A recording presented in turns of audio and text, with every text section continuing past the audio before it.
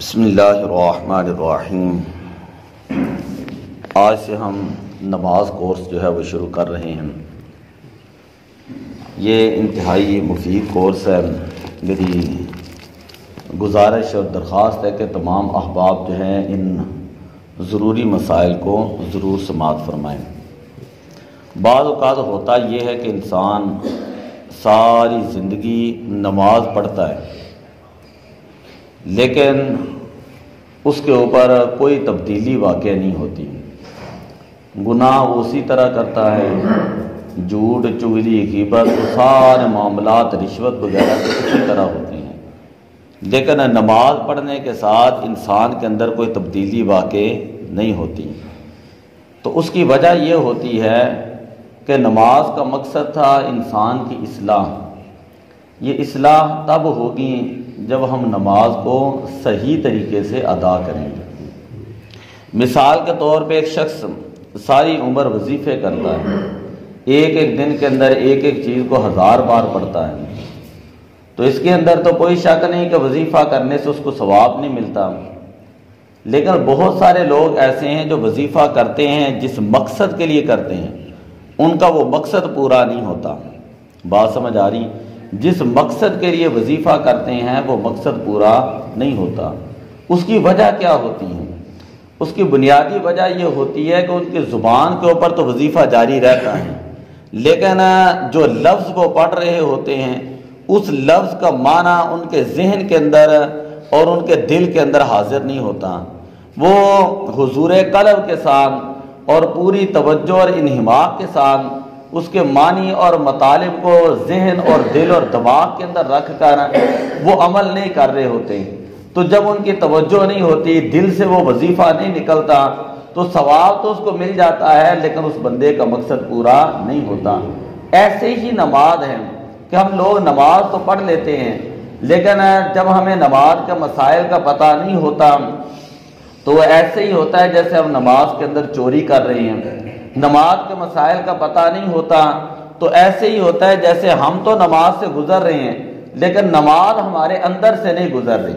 نماز ہمارے اندر سے نہیں گزر رہی کہ نماز اگر ہمارے اندر سے گزرتی تو ہمیں پتہ چل جاتا کہ ہم نے نماز جو ہے وہ وقت پاس کرنے کے لیے نہیں پڑھی، ہم نے نماز اللہ کے رضا کے لیے پڑھی، حضور دل کے ساتھ پڑھی اور پوری توجہ کے ساتھ پڑھی، اور جو الفاظ پڑھ رہے تھے وہ پورے زبان سے ہم ادا بھی کر رہے تھے، ذہن کے اندر ان کا معنی بھی تھا۔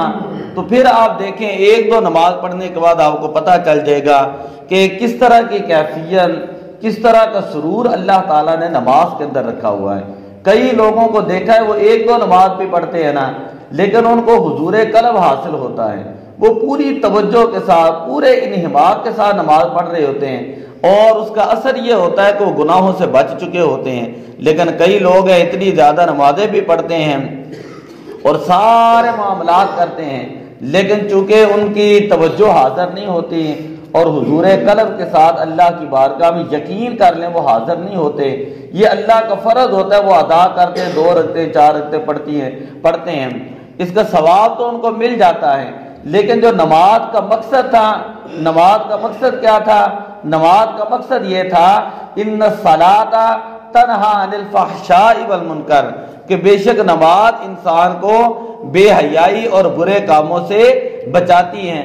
جس بندے کی نماز اس کو اصلاح کے راستے کے اوپر گامزن کر دیں، جس بندے کی نماز اس کے اندر تبدیلی پیدا کر دیں، جس بندے کی نماز اس کے دل کے اندر انقلاب پیدا کر لیں اور وہ بندہ یہ سمجھ جائے کہ میری دنیا بدل چکی ہے، میرے سارے معاملات بدل چکے ہیں اور میں ہر معاملے کے اندر، دنیا کے معاملے کے اندر جا کر اسی طرح اللہ کو یاد رکھتا ہوں جس طرح میں نماز کے اندر رکھتا تھا، تو وہ سمجھ لے کہ اس کی نماز معراج کو پہنچ چکی ہے۔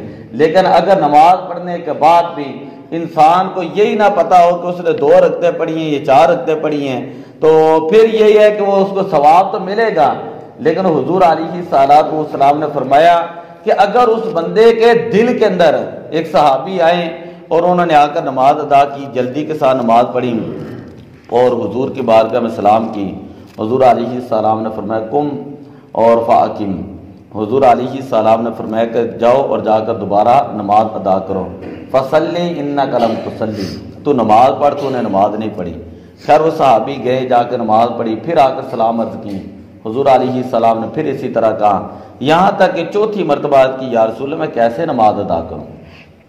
हुजूर अलैहिस्सलाम ने फरमाया, अगर तेरे दिल के अंदर खुशू होता, अगर तेरे दिल के अंदर खुशू व खुजू होता, अल्लाह का खौफ होता, तो वो अल्लाह का खौफ तेरे जिस्म से भी जाहिर होना था, तेरी नमाज से भी जाहिर होना था।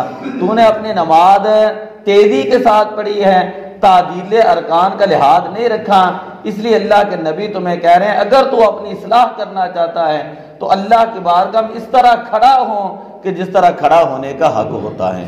सामीन मोहतरम, इसलिए दुआ है कि अल्लाह ताला हमें जो है वो अच्छे तरीके के साथ ये मसाइल याद रखने की तौफीक अता फरमाए। सबसे पहले है अजान के हवाले से एक हदीस पाक है, नबी अकरम सल्लल्लाहु अलैहि वसल्लम ने इरशाद फरमाया, मुअज्जिन की आवाज़ जहाँ तक पहुँचती है, हर चीज़ हत्ता के पत्थर, हर ढेला, हर तर और हर खुश्क चीज़, जहाँ तक मुअज्जिन की आवाज़ होती है, अजान की आवाज़ जाती है, हर चीज़ उसके लिए बख्शिश की दुआ करती है और हर चीज़ उसके लिए तस्दीक करती है।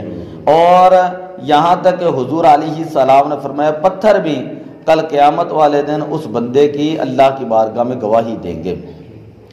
दूसरी रिवायत है बुखारी और मुस्लिम शरीफ की मुत्तफ़क़ अलैह, हुजूर अलैहिस्सलाम ने फरमाया कि जब मुअज्जिन अजान कहता है तो शैतान जो है वो भाग जाता है, यहाँ तक कि अजान की आवाज़ उसे ना पहुँचे। जब अजान पूरी हो जाती है तो फिर वो वापस आ जाता है, यहाँ तक कि जब इकामत कही जाती है फिर वो भाग जाता है।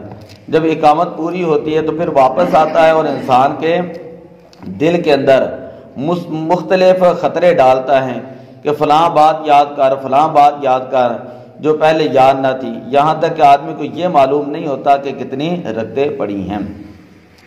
एक रिवायत के अंदर यह हुजूर अलैहिस्सलाम ने फरमाया कि शैतान अजान की आवाज़ सुनकर इतनी दूर भागता है जितनी दूर रोहा है। ये रोहा मदीना शरीफ से 36 मील दूर था। फरमाया जितनी दूर रोहा है, इन शैतान जो है वो आवाज़ अजान की आवाज़ सुनकर इतनी दूर भाग जाता है। एक रिवायत के अंदर यह हुजूर अलैहिस्सलाम ने इरशाद फरमाया, जो बंदा सिर्फ अल्लाह की रज़ा के लिए अजान पढ़ता है उस शहीद की मिसाल है कि खून में आलूदा है, जब वो मरेगा तो कब्र में उसके बदन में कीड़े नहीं पड़ेंगे, जब वो मरेगा तो कब्र में उसके बदन में कीड़े नहीं पड़ेंगे। तो वक़्त मैं समझता हूँ तमहीद के अंदर ही ज़्यादा हो चुका है, कल इससे आगे हम अहादीस पढ़ेंगे। दुआ अल्लाह ताला अमल की तौफीक अता फरमाए। अस्सलातु वस्सलामु अलैकुम।